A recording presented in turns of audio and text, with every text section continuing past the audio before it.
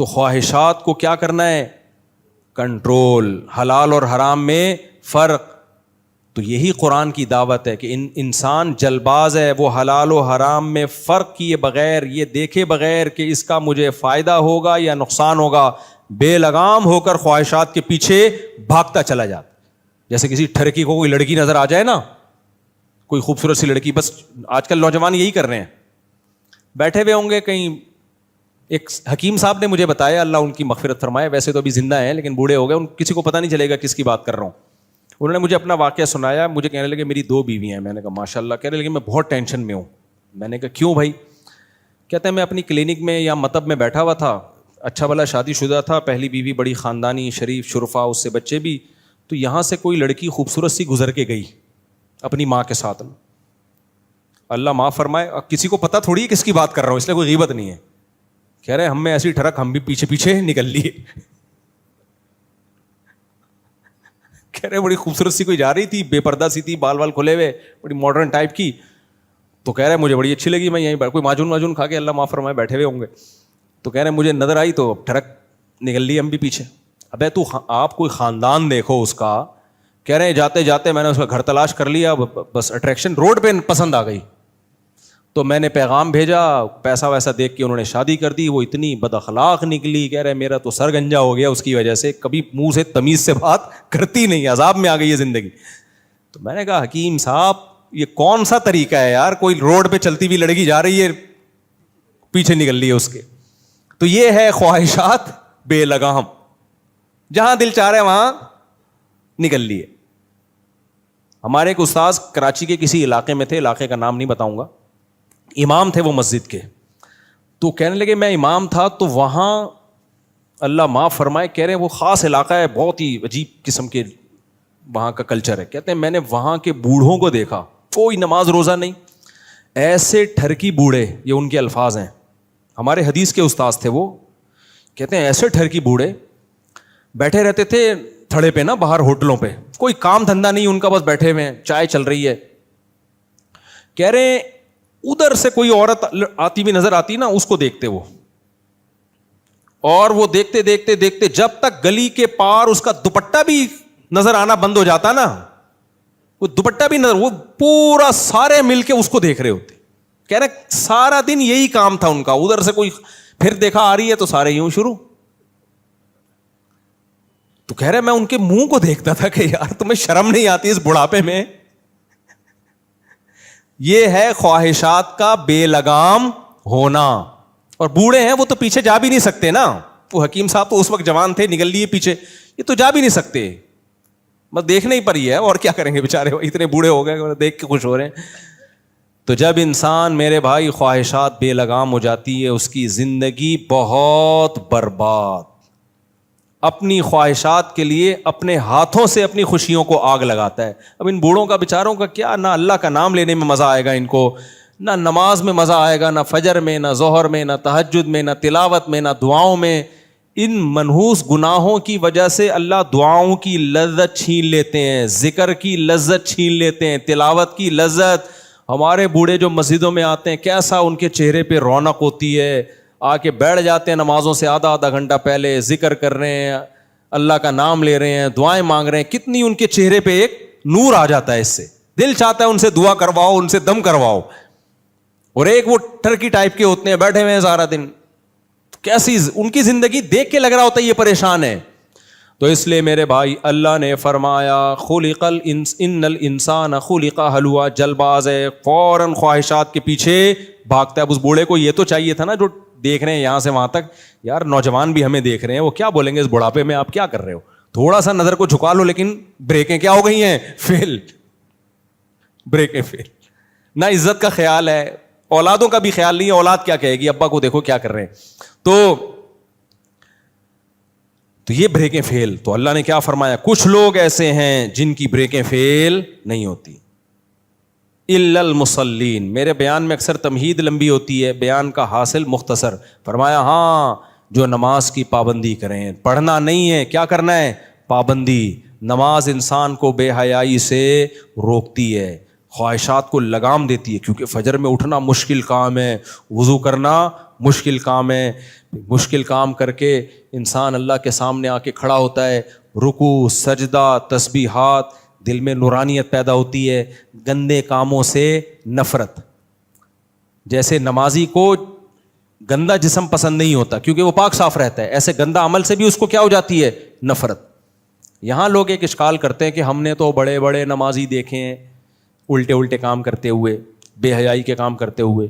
اس کا جواب یہ ہے, یہ بالکل ایسے ہی ہے جیسے ڈاکٹر کہتا ہے کہ پیناڈول کی 2 گولی کھانے سے سر کا درد ٹھیک ہوتا ہے. اب آپ کو میں نے تو اس دن بندہ دیکھا 4 گولیاں کھائیں پھر بھی اس کا درد ٹھیک نہیں ہوا.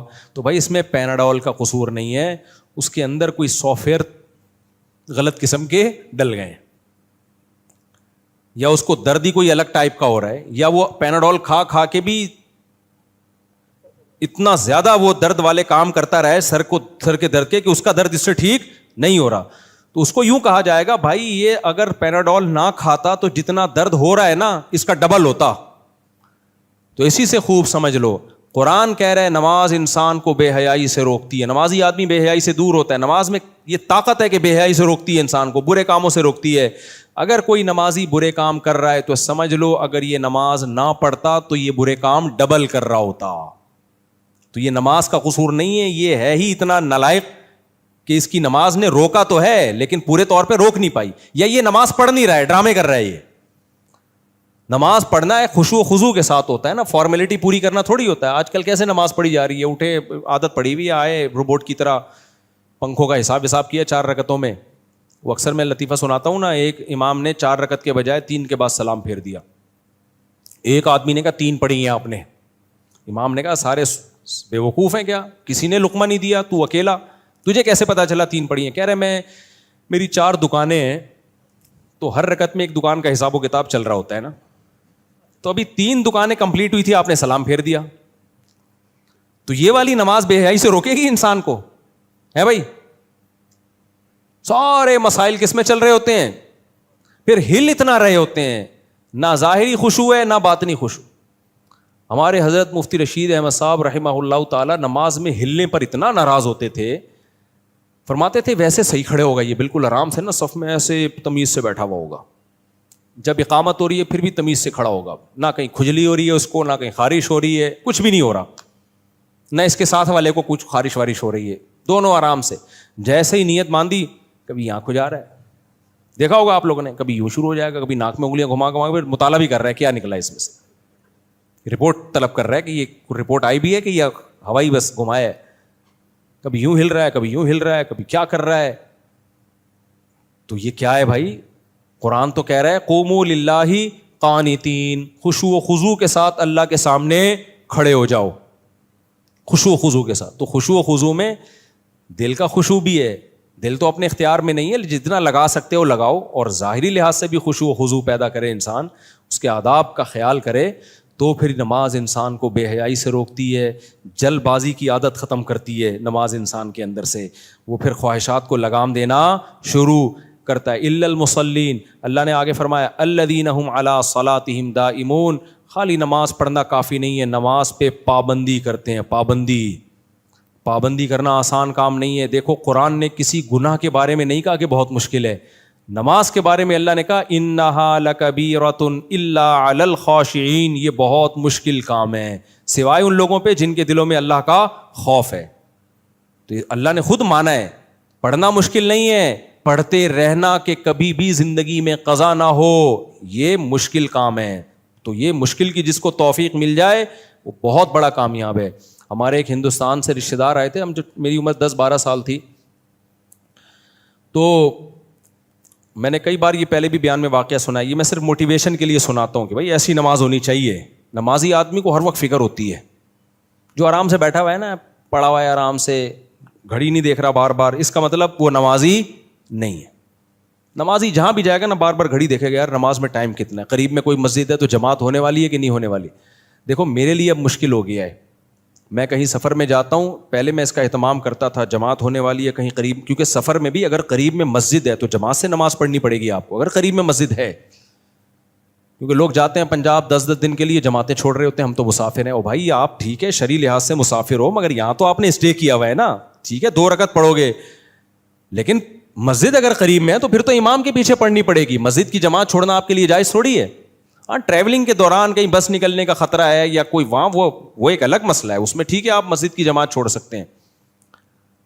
اب ہمارے لیے مسئلہ یہ ہو گیا کہ اب مشہور ہونے کی وجہ سے کہیں کراؤڈ میں جانا بہت مشکل ہو گیا. سیلفیاں ویلفیاں اتنی کہ وہ آدھے گھنٹے کا کام 2 گھنٹے، پھر سیکیورٹی کے مسائل. تو اب میں بعض دفعہ نہیں جاتا مسجد میں، کہیں جا رہا ہوتا ہوں یار گھر پہ پڑھ لیں گے یا راستے میں پڑھ لیں گے. لیکن مسئلہ شرعن یہی ہے کہ نمازی آدمی ہر وقت کیا کرے گا، تھوڑی تھوڑی بعد گھڑی دیکھے گا، یار نماز کا ٹائم تو نہیں ہو گیا. تو میں وہ واقعہ سنا رہا تھا. ہمارے ایک رشتے دار آئے انڈیا سے، میری عمر 10-12 سال تھی اس وقت، ان کی عمر تھی 70 سال. تو ہم سب گھر والے ان کو لے کر گئے کلفٹن گھمانے کے لیے. چلو جی آپ کو کیا دکھاتے ہیں ہم، کلفٹن. اچھا ہم نے اپنی دادی سے اور اپنے والد وغیرہ سے سنا کہ ان کی زندگی میں کبھی نماز قضا نہیں ہوئی.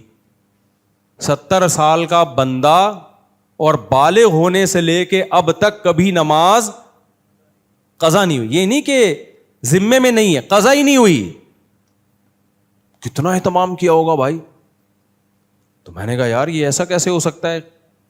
بعض دفعہ سوتے میں نکل جاتی ہے، بعض دفعہ بھول گیا انسان، کوئی کام میں مشغول ہو گیا. حدیث میں آتا ہے لیس فی النوم تفریط، کسی کی آنکھ ہی نہیں کھلی تو اس کو گناہ نہیں ملے گا. اس نے انتظام کیا تھا اٹھنے کا لیکن نہیں کھلی تو وہ تو معذور ہے نا. تو یہ تو ہو سکتا ہے، لیکن کتنا اہتمام کیا ہوگا ایک بندے نے کہ کبھی سوتے میں بھی نہیں ہوئی قضا. یعنی ایسا ان کا سونے جاگنے کا پورا اہتمام تھا. خیر جب ہم ان کو تفریح پہ لے کر گئے نا تو ان کا جو ہم نے عمل دیکھا اس سے مجھے یقین ہو گیا کہ ان کے بارے میں جو رپورٹ ہے وہ غلط نہیں ہے. بھائی ہم ان کو جھولوں میں لے کے، وہ 70 سال کے جھولے کیا جھولتے، لیکن جو بھی ان کے حساب کے جھولے تھے یا جو بھی ان کو دکھانا تھا، بار بار بھائی مغرب کا ٹائم ہو گیا، سورج غروب ہو گیا، بار بار. ابے ہم نے کہا بھائی یہ تو کسی تفریح میں دلچسپی نہیں لے رہے، ان کو تو بس اس سے مغرب کا ٹائم ہو گیا، ظہر کا ٹائم ہو گیا، عصر کا ٹائم ہو گیا، عشاء کا ٹائم ہو گیا. میں نے کہا بھائی واقعی یہ کیا ہے، واقعی یہ نمازی ہیں. آج کل نمازی لوگ بیمار ہوئے، نمازیں چھوڑ دیں، کوئی وضو کرانے والا نہیں ہے، بار بار کپڑے چینج کرنا بہت ٹینشن ہے. ایکچولی اب دیکھیں کیسے ایسے تو عجیب عجیب سے اسٹائل ہوتے ہیں لوگوں کے. جہازوں میں بیٹھے ہیں، پڑے سو رہے ہیں، فجر کا ٹائم گزر گیا، ظہر کا ٹائم. ابے بھائی جہاز ہے، سفر ہے، اور کچھ پڑھ رہے ہوتے ہیں لیٹے لیٹے پڑھ رہے ہوتے ہیں. ابے بھائی یہ لیٹے لیٹے تو اس کے لیے ہے جو کھڑے ہو کے نہ پڑھ سکے وہ بیٹھ کے پڑھے. جدھر منہ ہے ادھر منہ اٹھا کے پڑھ رہے ہیں نماز. تو قبلہ اللہ نے ایسے ہی بنا دیا. نفل نماز آپ سنتیں جہاں منہ ہو سفر میں پڑھ سکتے ہیں، سواری پہ، لیکن فرض نماز تو آپ کو قبلے کی طرف رخ کرنا پڑے گا. کہتے ہیں ہمیں جہاز میں کہاں سے پتہ چلے گا. بھائی ایئر ہوسٹس سے پوچھ لو یار. ویسے تو چائے منگوا رہے ہو ایئر ہوسٹس سے، اس وقت شرم نہیں آ رہی، یہ نہیں سوچ رہے کہ نامحرم ہے. کولڈ ڈرنک منگوا رہے ہو، کھانا منگوا رہے ہو تو منہ سے پھوٹ لو، پوچھ لو کہ جی قبلہ کس طرف ہے. اکثر ایئر ہوسٹس بتا دیتی ہے، ان کو نیویگیشن ہوتا ہے نا، ان کے پاس سب پتہ ہوتا ہے. نہیں تو وہاں LED لگی ہوئی ہوتی ہیں، بہت کچھ ذرائع ہیں. اگر انسان چاہے نا کہ میری نماز قضا نہ ہو تو بہت سارے طریقے ہیں، لیکن ہم چاہتے ہی نہیں ہیں. بسوں میں بیٹھے ہوں گے مستڈے بنے، پیشاب آ رہا ہوگا تو بس باپ بھی رکوائے گا. نماز قضا ہونے والی ہے، پھر کہتے ہیں یار ایکچولی ہم نے ڈرائیور کو کہا تو اب روک نہیں رہا تو کیا کریں. بھائی جان ایسے شرافت کا دور ہے ہی نہیں. آپ ایسے رکواؤ جیسے آپ کو بہت زور کا آ رہا ہے، ٹھیک ہے نا. پھر آپ یہ کہتے کہ ایکچولی اب ڈرائیور روک نہیں رہا تو چلو شلوار ہی ٹھیک ہے فی الحال. وہاں تھوڑی ایسا ہوتا ہے.